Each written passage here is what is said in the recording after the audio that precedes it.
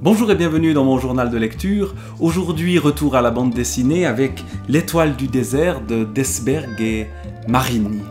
Une histoire qui se passe dans le désert, donc, dans le Far West surtout. Une histoire assez terrible où il y a gravé une étoile étrange. Tout commence dans un lieu perdu, une sorte de cabane. La neige s'est installée sur la campagne, comme moi pour le week-end. C'est peut-être le moment de l'année que je préfère, où j'ai le plus besoin de silence, loin de la ville et du travail au ministère. La chaleur du feu dans la cheminée donne une couleur étrange au paysage que je vois par les fenêtres. Matthew, que tu le veuilles ou non, il faut que nous parlions, tous les deux. Tu es sûr d'avoir besoin de moi pour ça? En général, tu décides très bien, toute seule de mes opinions. Celle qui s'adresse à lui ici, c'est sa femme. Mais cette femme avec qui il ne s'entend pas très bien, et qu'il fuit pour aller dans la nature, cet homme-là, qui est un homme puissant, qui est un homme qui est au service de son pays, des États-Unis, un homme de loi, un homme que l'on voit ici en compagnie de sa secrétaire. On le voit un peu plus loin, toujours en compagnie de sa secrétaire.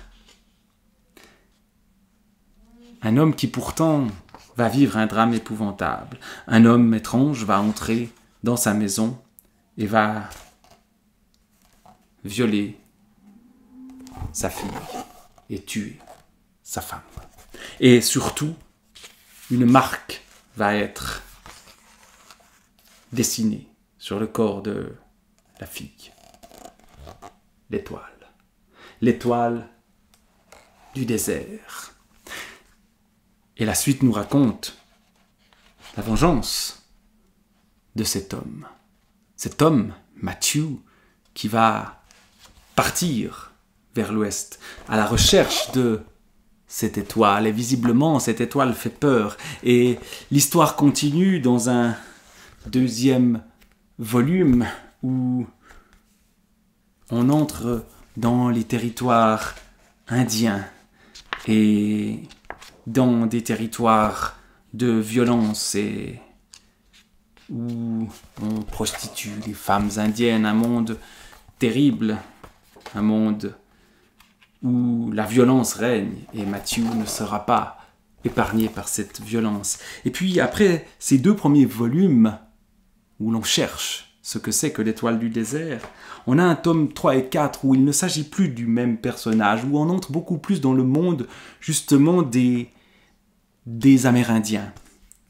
Tout commence dans le volume 3 par des images justement à la fois de pionniers dans leur roulotte, mais aussi chez les Indiens où un homme aime une femme et cette femme va être elle aussi enlevée. Et là aussi sera dessinée l'étoile du désert dans un monde tout aussi violent.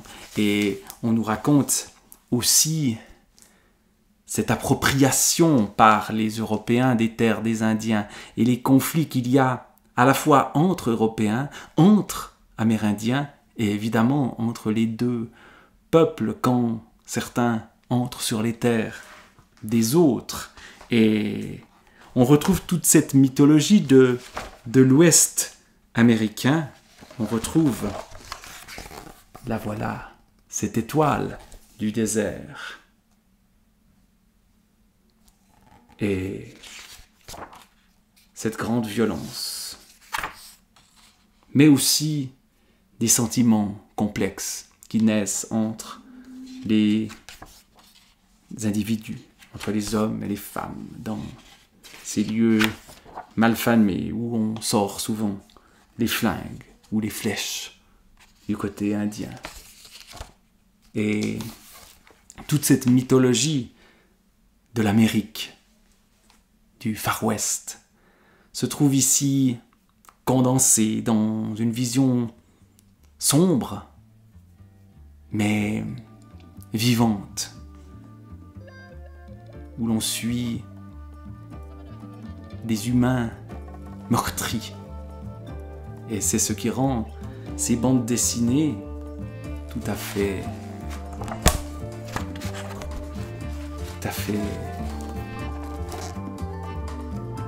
belles. L'étoile du désert d'Esberg, Marini et Labiano.